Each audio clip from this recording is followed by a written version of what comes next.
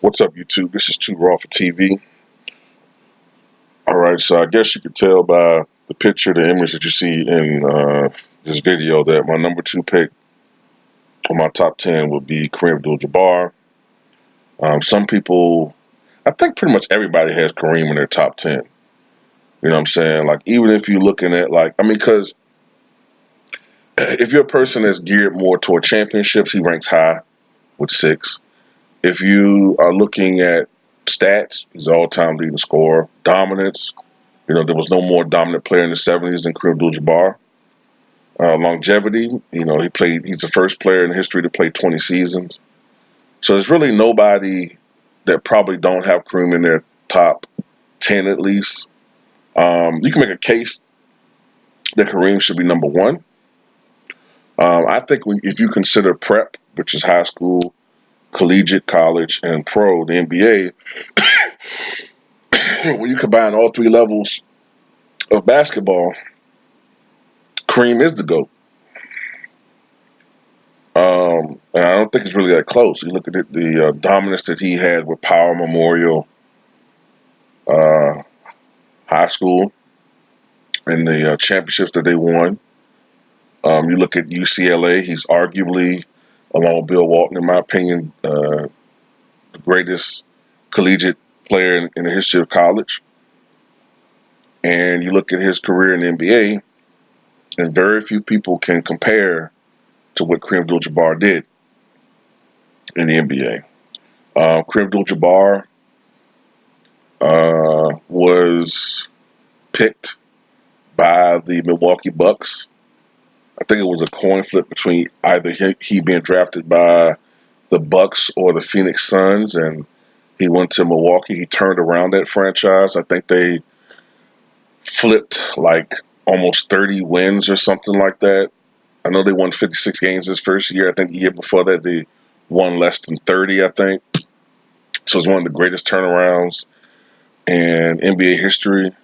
And in his second season, just his second season, Kareem Abdul-Jabbar won a championship with the Milwaukee Bucks after they acquired Oscar Robertson. And of course, they went to the finals again in 1974, losing to the Boston Celtics. This is when the Milwaukee Bucks were in the Western Conference. I think they moved to the Eastern Conference in the early 1980s. And I think it was soon afterward, I think it was the year after they went to the finals, Kareem requested a trade. He no longer wanted to play with Milwaukee. He was traded to the Los Angeles Lakers in one of the most lopsided trades in NBA history. And he continued to be a very dominant player with the Lakers, but postseason success eluded the team. And some people kind of hold it against Kareem. They'll say, like, Kareem never won anything without Oscar and Magic, but you have to also understand a couple of things.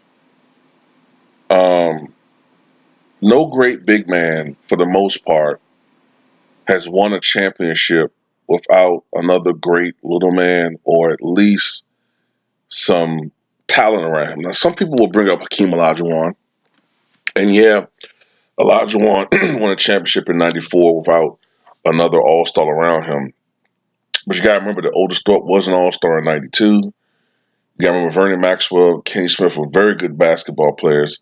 Sam Cassell was a rookie that year, and Sam Cassell went on to have a damn near borderline Hall of Fame career. So Robert Horry was Robert Horry.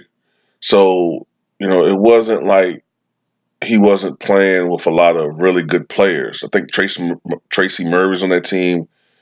Tracy Murray would go on to play with the Washington Bullets / Wizards and have a 50-point game in his career. So basically, my point is that every big man has had to have some type of talent around him in order to be successful. And you can make the argument on those Lakers teams, Kareem sometimes lacked uh, a lot of overall talent, or at least he lacked the type of players that would complement his game. You know what I'm saying? I do remember Adrian Dantley playing with the Lakers, but Adrian Dantley's game I don't think really complements Kareem's game very well. Um, to complement a great center, you have to me, You have to have a great passer on a team with Kareem to utilize him to the best extent. And that's what Oscar Robertson was. And that's what Magic Johnson was when he was acquired in the 1979 draft. And then later on, of course, the Lakers acquired big game James Worthy, one of the great players of all time, one of the greatest Lakers of all time. And 1980s was dominated by Los Angeles Lakers, and that's when we saw Showtime as far as what the Lakers is concerned. And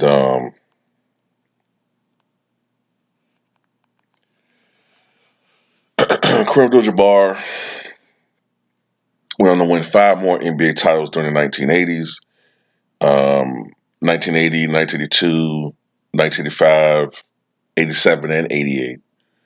And one thing about Kareem Abdul-Jabbar, too, is just trying to analyze his game. He was more finesse than power. He was 7'2", came into the NBA with a very slender build, only 225 pounds.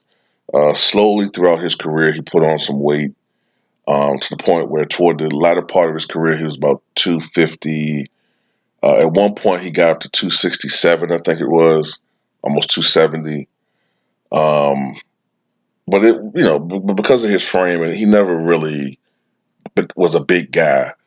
I also don't think that Kareem, especially as he got older, had to deal with various injuries, broken hands, fingers. Twice, I think he had to deal with a scratch cornea, which is why, if I didn't say it clearly, a scratch cornea, which is why he eventually started wearing goggles. Um, Kareem, I don't think liked physical play, especially got older. The players got, the centers got bigger and stronger. He definitely didn't like playing against Moses too much, and especially, I don't think he liked playing against Artis Gilmore. He honestly did not like playing against Artis Gilmore. I'm not saying that he wasn't successful against these guys, but he just didn't, to me, like physical play that much.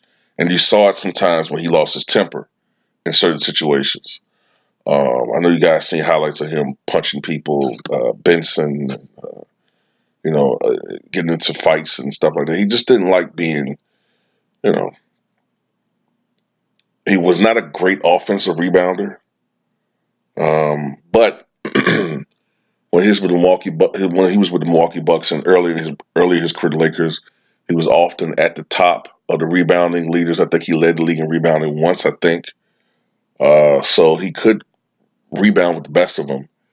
For his career, he averaged 11.2 rebounds per game. So, like I said, he could rebound, but he wasn't a great offensive rebounder. He's third all time in rebounds. I think 17,440 rebounds.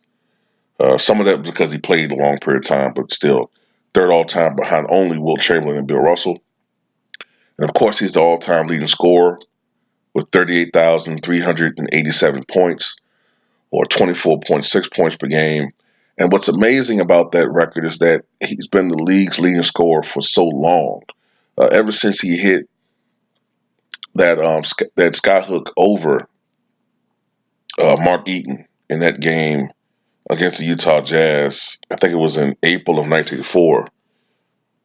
Ever since he hit that shot, he's been the all-time leading scorer in the NBA. So that's 35 years and running. That's a remarkable long period of time to be the all-time leading scorer. And if there's anybody that can threaten that record at this point, it's LeBron James. Some people still think Kevin Durant can do it, but being that he suffered that Achilles tear, that Achilles rupture, I question, how long he could be Kevin Durant now, as far as like 8, 10 years into the future. Will he still be playing? Will he be fully recovered? Will he be like Dominique Wilkins and almost, fully recover from the injury and maybe just make adjustments to his game? Or will he be kind of like the norm where he will not be quite the same guy? We'll see. But anyway, Kareem Abdul-Jabbar, the most unstoppable shot in the history of the NBA, the skyhook. Defensively, Kareem Abdul-Jabbar was above average. I wouldn't say he was a beast defensively, but he was definitely above average. When he retired, he was the all-time leader in blocks with 3,189. He's since been surpassed by some players. I think Mutombo's one of them. The all-time leader officially is Hakeem Olajuwon. Um, what has to be remembered about that is the first 4 years of his career, the league did not count blocks. So if you take a conservative estimate of 250 blocks a season, that would push him a little bit over 4,000 blocks, which would put him ahead of Hakeem Olajuwon as far as career blocks are concerned. Um, he was a pretty good passer for a big man. He shot exceptionally high percentage, 56% for his career, um, higher than Wilt Chamberlain, higher than Hakeem Olajuwon, higher than most big men. The only big men that I can think of that have higher career field goal percentages than him, as far as notable players, would be Shaquille O'Neal, um, Artis Gilmore, of course. What's his name? DeAndre Jordan holds the record, and no one's going to approach him. I think he's like at 66% or something like that. Um, but DeAndre is more of a putback type guy. But anyway, uh, one thing that also separates Kareem from other big men was his ability to be able to hit free throws. A lot of big men not able to hit free throws at a clip of over 70%. Shaq was a horrible free throw shooter. Wilt was a horrible free throw shooter. DeAndre Jordan is a horrible free throw shooter. Andre Drummond was a horrible free throw shooter. He's becoming now just at least mediocre, so he's not as bad. Uh, Mutombo wasn't a really good free throw shooter. A little bit better than them, but not that great. So to shoot 72% from the foul line for a center is pretty good. Um, in the postseason, Kareem Abdul-Jabbar has had his moments. Um, I think at the time of his retirement, he was the all-time leading playoff scorer. I think he was surpassed by Michael Jordan during the '98 playoffs. Of course, since then, Michael Jordan's been surpassed by LeBron James. At one point in time, Kareem Abdul-Jabbar was the all-time leading All-Star game scorer. He has been since surpassed by, I believe, Michael Jordan, and eventually, I think LeBron James will pass. Or did LeBron pass Michael already in All-Star scoring? Might have did already. Um,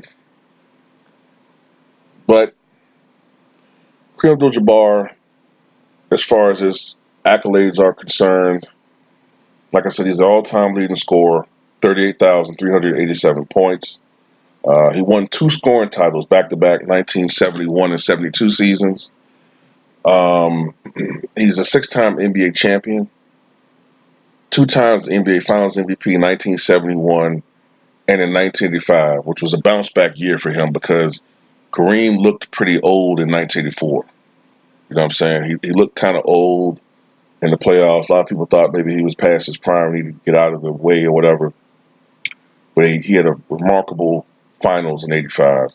Six-time league MVP, the last one in 1980 when he was 33 years old.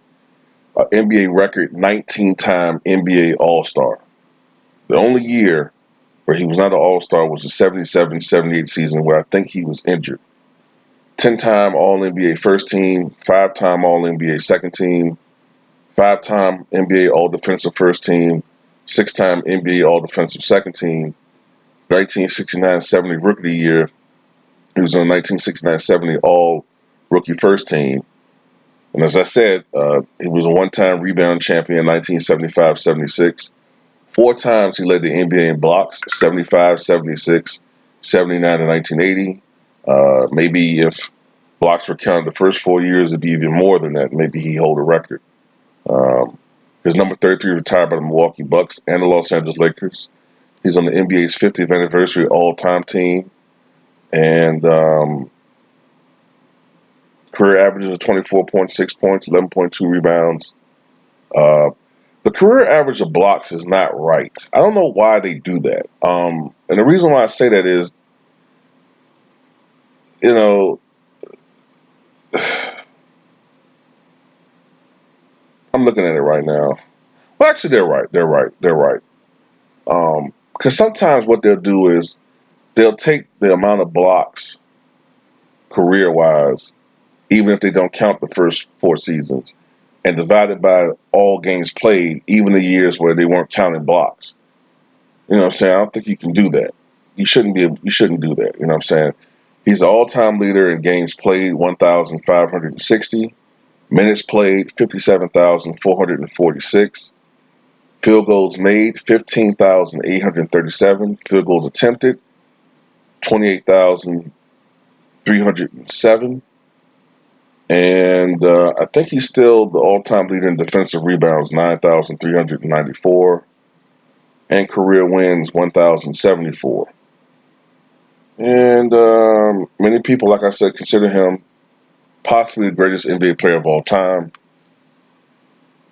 the captain, Kareem Abdul-Jabbar.